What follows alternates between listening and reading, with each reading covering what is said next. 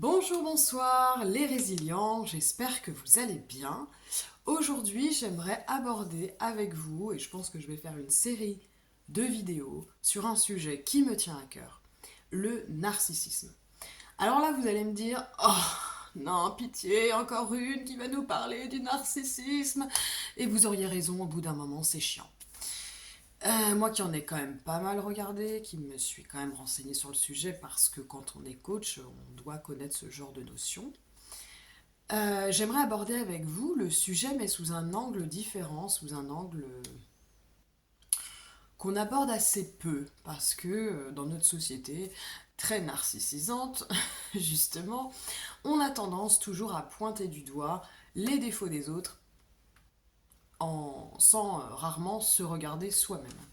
Et j'ai remarqué que, eh bien, beaucoup de personnes, hein, moi la première pendant très longtemps, et j'essaye d'y remédier, euh, eh bien, on va pointer du doigt les autres en disant oui, lui c'est un narcissique, lui c'est un narcissique pervers, etc. Mais on va rarement regarder nos parts de nous qui ont un narcissisme mal placé, hein, qui peut même devenir pathologique, nous faire souffrir et faire souffrir les autres. Voilà. Donc, déjà, qu'est-ce que c'est que le narcissisme? Eh bien, le narcissisme, c'est l'amour de soi. Alors, on a tous besoin d'une dose de narcissisme. On en a tous besoin, hein. On a tous besoin d'amour propre, c'est important d'avoir de l'amour de soi, de l'estime de soi, etc. Mais lorsque c'est excessif, on peut en souffrir, parfois on peut même en souffrir énormément, ça peut altérer nos relations de manière très négative, que ce soit dans le privé ou dans le professionnel, hein, que ce soit dans des cercles amicaux ou même dans notre couple, etc.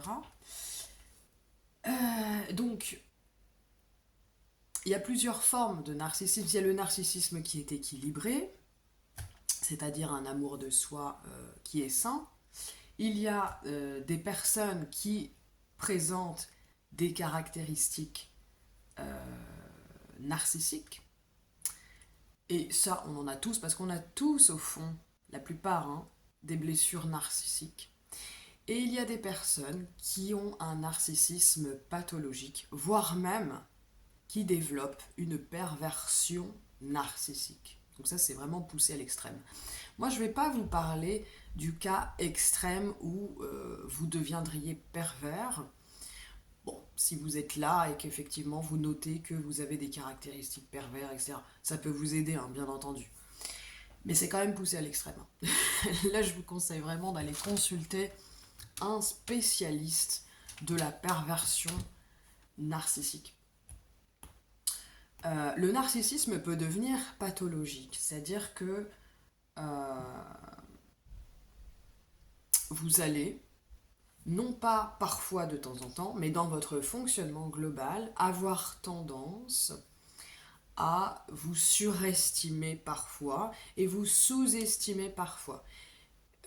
Et adopter un comportement soit de narcissique grandiose, soit de narcissique qui est vulnérable, c'est-à-dire qu'en apparence, je ne suis pas bien, je ne suis pas assez, je suis une victime, blablabla.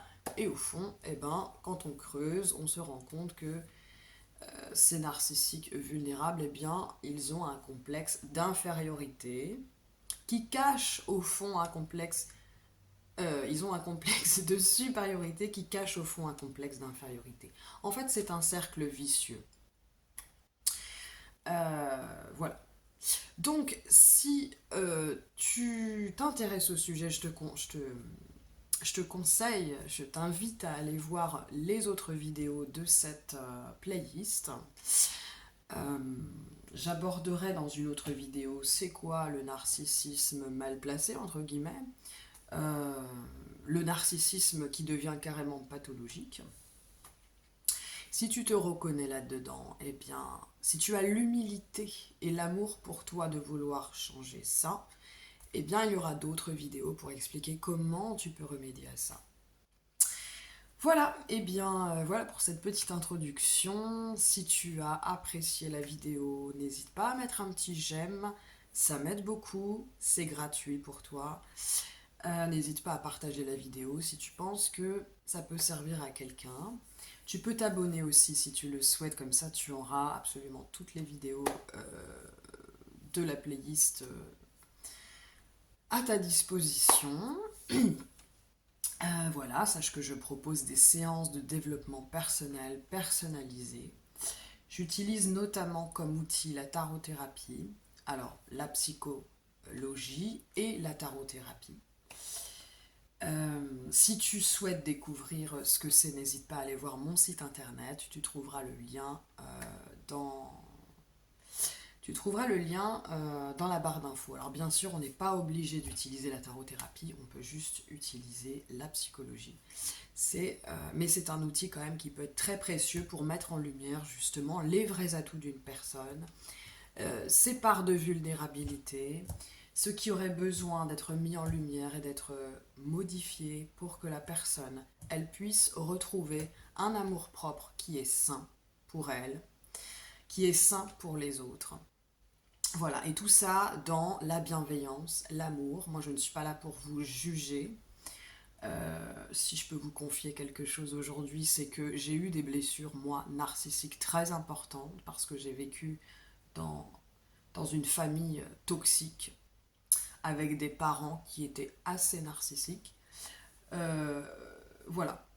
Et c'est un amour, c'est du vrai amour de soi, que de se rendre compte de ça, pour pour aller mieux avec soi-même, pour aller mieux avec les autres, hein, et pour enfin se réaliser. Voilà, eh bien, je te souhaite une très bonne journée ou une très bonne soirée, je ne sais pas. Et je te dis à très vite si tu le souhaites. Bye bye.